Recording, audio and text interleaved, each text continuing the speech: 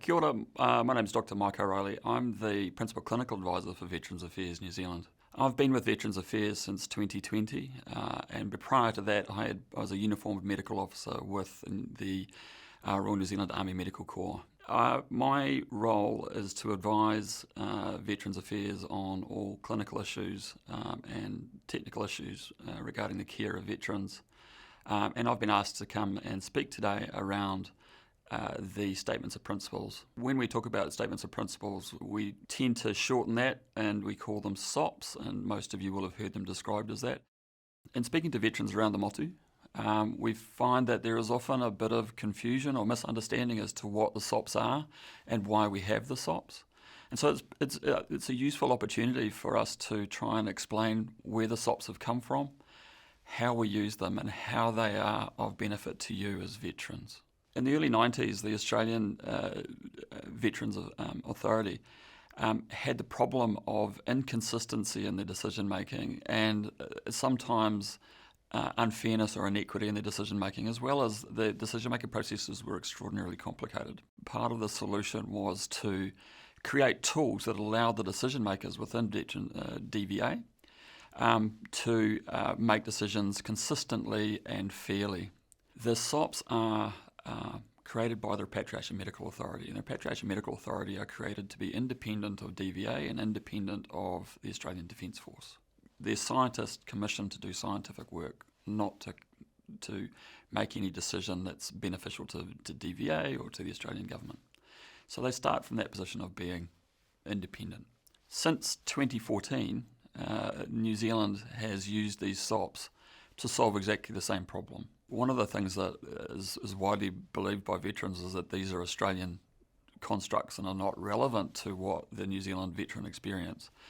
But they've been designed in such a way that, or the process for incorporating them into our legislation is designed in such a way as to take into account the unique experience of the New Zealand veteran.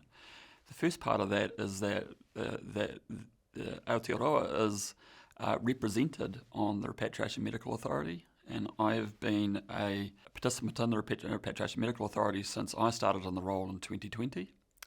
And my role is to advise the RMA about the New Zealand context so that can be considered in the construction of the Statements of Principles.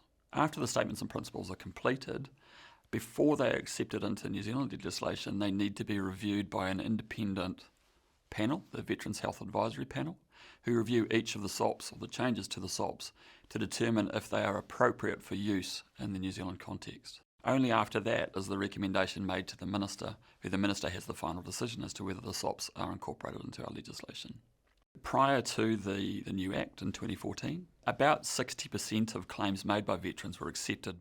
Since the incorporation of the Statements of Principles and the change of Act, that percentage of accepted claims has increased from between 60 and 65% to closer to 75 to 80%.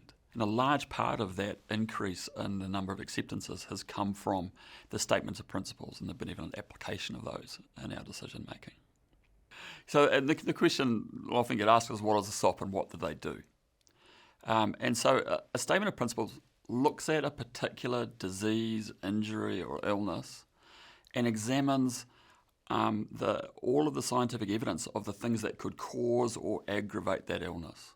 If the evidence is strong enough to suggest a relationship between an exposure, like an experience on operations or loads that you may have carried or anything like that, if it's strong enough, that relationship, then they'll include that as a factor inside the SOP.